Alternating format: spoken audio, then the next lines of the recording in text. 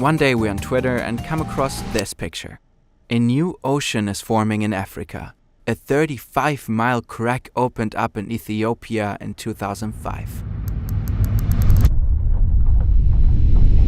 Wait, what? The African continent is breaking apart? No way, this can't be real.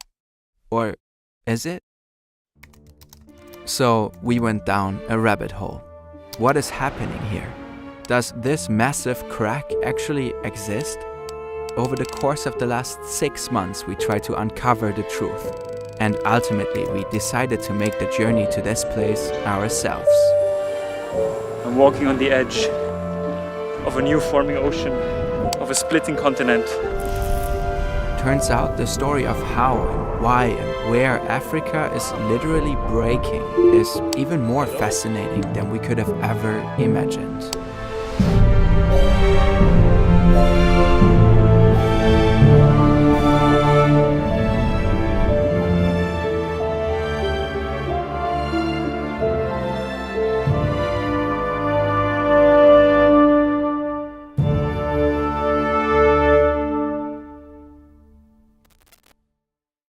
As Day One Vox fans, this is our chance. Our own Circle in the Sahara video. Well, maybe not as mysterious, but still. We start our research and come across this photo again and again. It could be Photoshop. We inspect it and it doesn't seem to have obvious flaws, but we are no experts by any means. So we do a quick Google image search, and even big outlets like NBC use this photo. So it's at least unlikely that it's fake. And there's a credit for Anthony Philpotts as the photographer. So we decide to look for him, Anthony Philpotts. And we learn that he is Jackpot, a professor emeritus of geology and geophysics at the University of Connecticut. At this point we are excited. So we write him a message asking if he would be interested to do a video call with us. We wait a few days. And Professor Philpotts really answers and he says, no. Okay, let's move on. Even though Philpotts doesn't want to talk to us, he writes in his email that he is indeed a photographer and that he took the photo in the Afar region of Ethiopia. So the picture is real. But what's the Afar region? The crack is located here. We find out that it's often called Dabahu Fissure because it indeed opened in 2005 when the volcano Dabahu erupted. This eruption must have been quite powerful. On a website we read, when erupted, the Afar's camels and goats were swallowed by huge flame sand ash.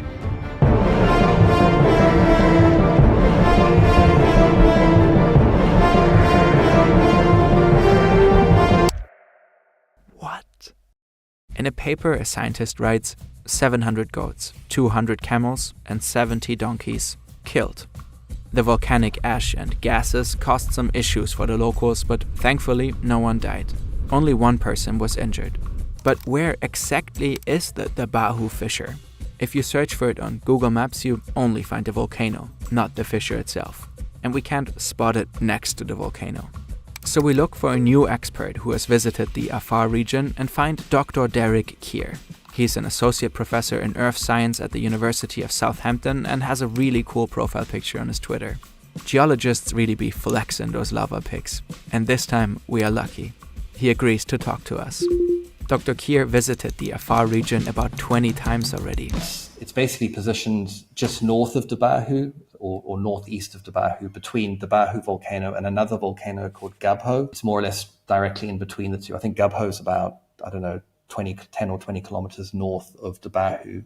So the vent site is about 5 or 10 kilometers north of Dabahu. And I suppose in the literature, the vent is called Daure. It's the name that's been used for the specific vent because that's the name that the local people use for the area.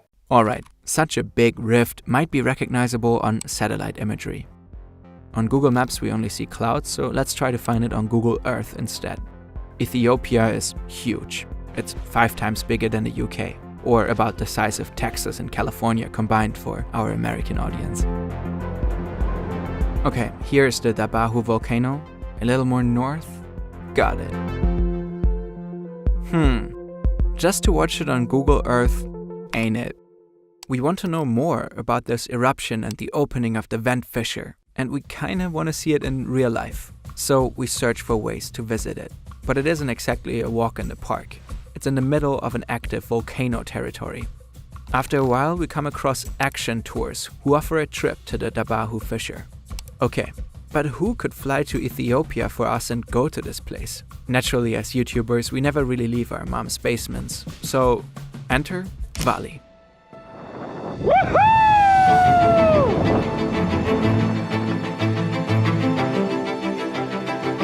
He is our former art director, does go outside regularly, and has been hitchhiking through the world since like 2 years. Of course I'm in. I'm just in the middle of India right now. Vali is making the trip for us, but it will take a little preparation. If you travel a lot, staying connected wherever you are is a must, whether it's video calling your family or watching your favorite YouTuber before bed. But dealing with local SIM cards in each country can be a real hassle. For your next trip, get an eSIM from Saeli. It works just like a physical SIM card, but it's digital, giving you instant access to mobile data wherever you go. Saeli offers hundreds of flexible data packages in over 180 countries and 8 regions around the world. And the best part, you manage it all in one app.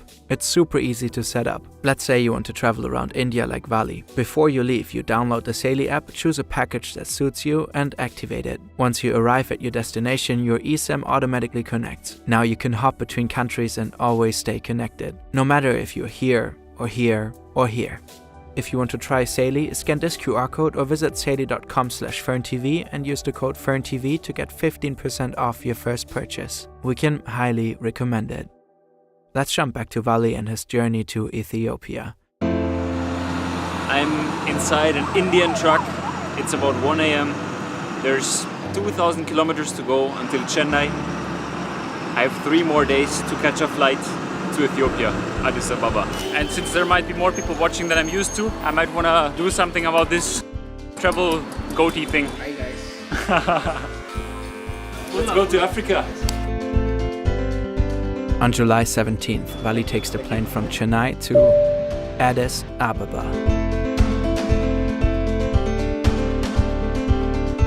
Here Vali meets Misganao. He's from Action Tours and will help Vali to get to the vent fissure. Tomorrow they will fly from Addis Ababa to Samara. There they will meet the rest of the team. Then they will drive with 2 cars into the desert and trek 6 hours to the Dabahu fissure. It's a big bird is flying and God must be crazy. Now we are getting up, fly, robin flying, robin, up. It's just like that, up. While Vali and Misganao are on the plane to Samara, let's take a closer look at the splitting of Africa.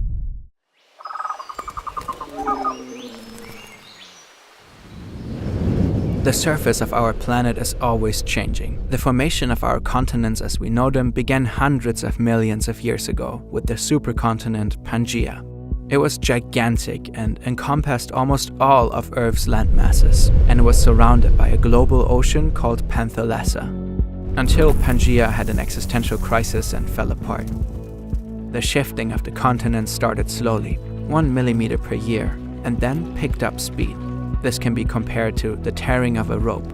It may start slowly, but the last rope fibers suddenly tear very quickly. The tectonic plates can reach speeds of up to 20 millimeters per year. That is quite fast and roughly the speed of your fingernails growing. When the plates move apart, the Earth's crust becomes thinner, a basin forms, until the Earth's crust breaks. Instead of seconds like in our visual, this process takes a very long time. It took over 40 million years for Africa and North America to separate. And right now, deep down, it's happening again.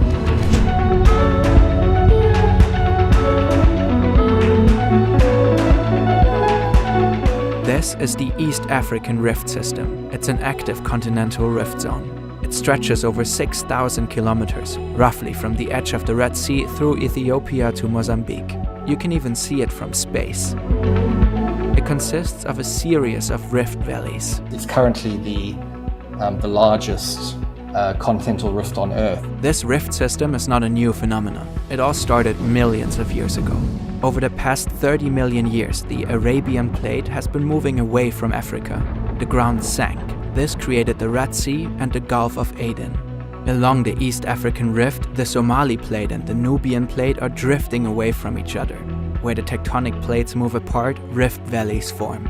From the Red Sea, the rifting extends southward.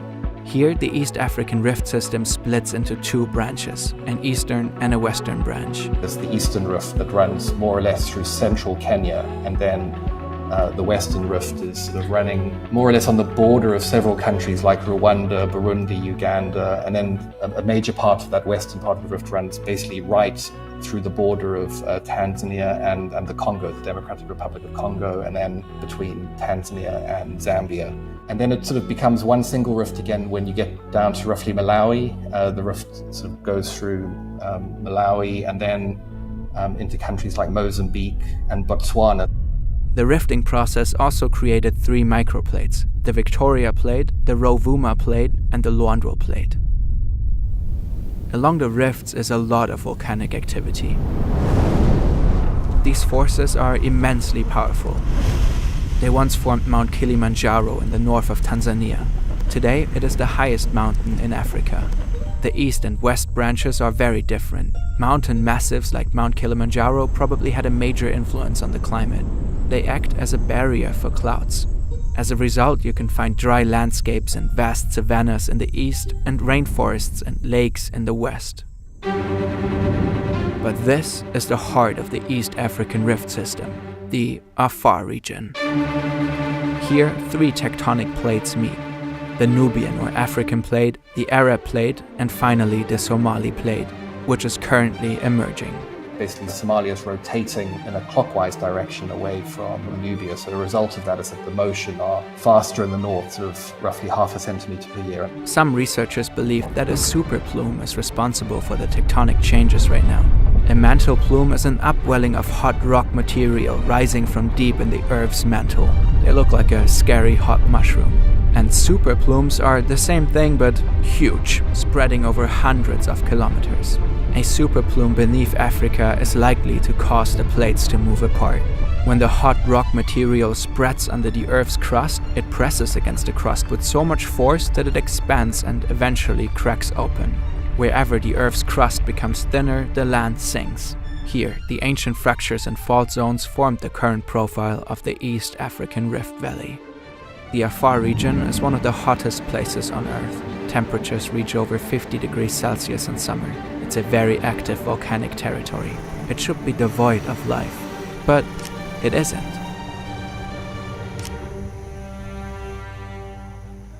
After a few hours through the desert, we've reached the first town, the first village, Teru, in the middle of the plain deserts.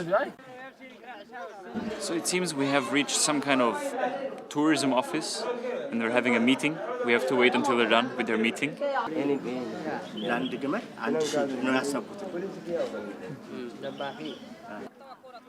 So we just collected Adam.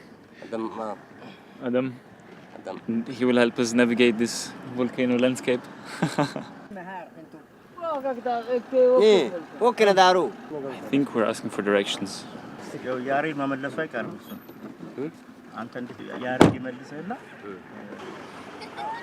Car is getting fuller. It's a huge news here. 5 years ago, there was no road for the vehicles. It was only trekking, about 6 hours trek. Very monotonous, exhaustion, full of exhaustion. But now they told me they have off-road like this.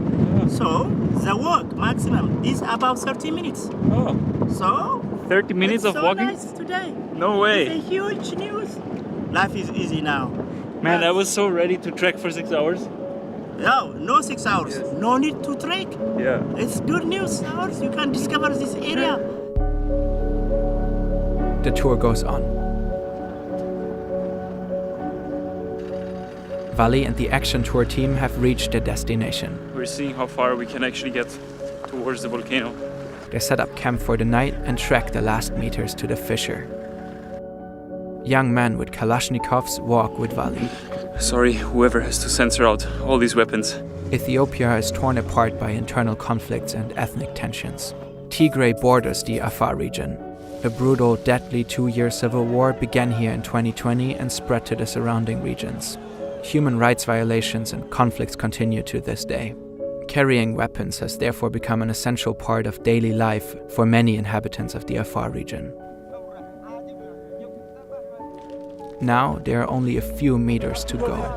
They're just standing on the edge of the fissure.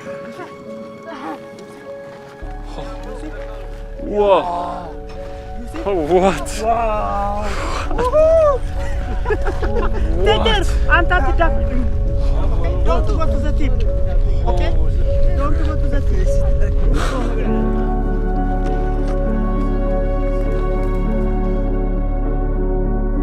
Incredible. Just watching the earth literally split into new parts. I doubt it'll get across on video, but with every step I take, it feels like the earth is actually somehow hollow. It makes a hollow kind of sound, and everything vibrates if anyone around me takes a step.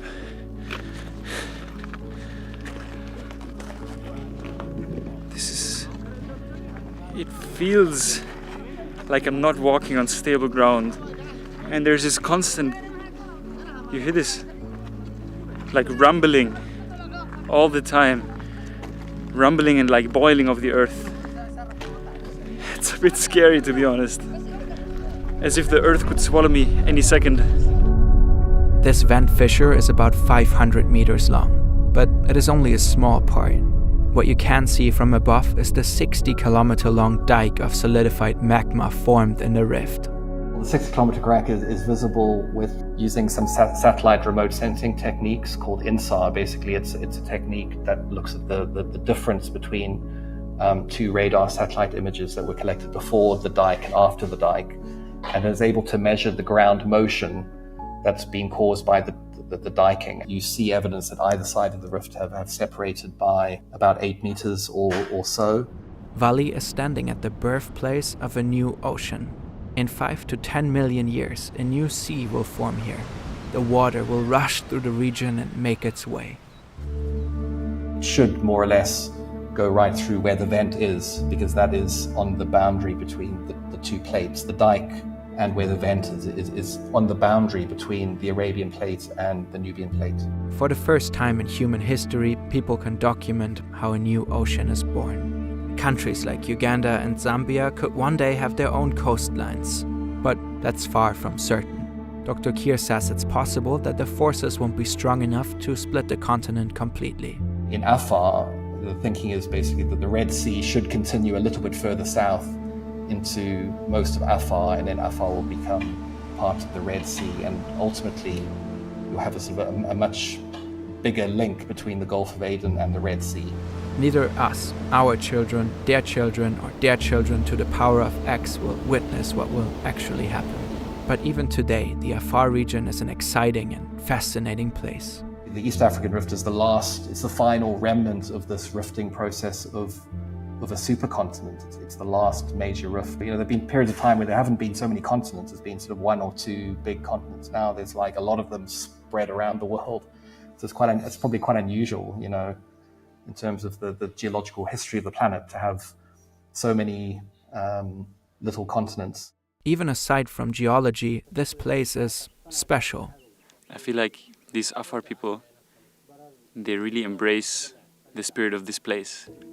This place is nothing but impermanent, ever-changing, all the time, so quickly. Just like their homes. Around 2 million people live in Afar. Most are nomads, some of the last ones on Earth, and pastoralists.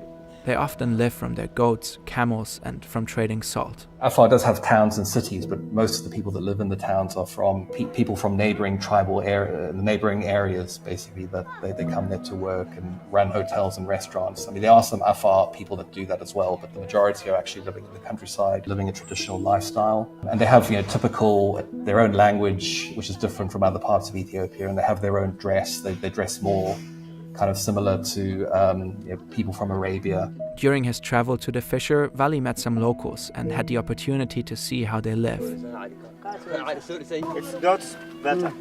Goat's butter?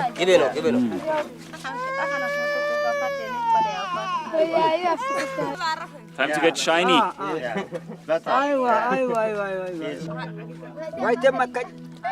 Okay. Goat milk. Goat butter. Mhm. Right from the volcano. A little bit sour. It was boom, boom. And those big stones, rocks, have been just shoots like flying star to another mountain direction. That time when it erupted, there were Afar goats here. They were just swallowed by the fire, and they were all dead. Thankfully, the Afar people has never been victimed, but their animals have been okay, fired by that volcano. Every day I come here, I see changes. So, sooner or later, I will expect even a big explosion around here. And sometimes even there is earth movement here. The Afar people are facing a number of challenges, including recurring droughts, disease outbreaks, and conflicts. There's also a chronic water shortage. So Afar people use the volcanic activity to their advantage. So in many parts of the rift, especially around the Bahu, there's no sort of permanent water sources like rivers or lakes. But there is quite pure water that's produced from the hydrothermal system. So what people do is they deliberately find kind of hot vents and fumaroles where there's water vapor being emitted from some of the fractures and faults near the volcano. Vali even visited these fascinating water constructions. They just put some branches and the water collects by itself. They can just scoop it out during winter time. Now there's some rain, there's a lake nearby, but during winter they use this water only. Fascinating.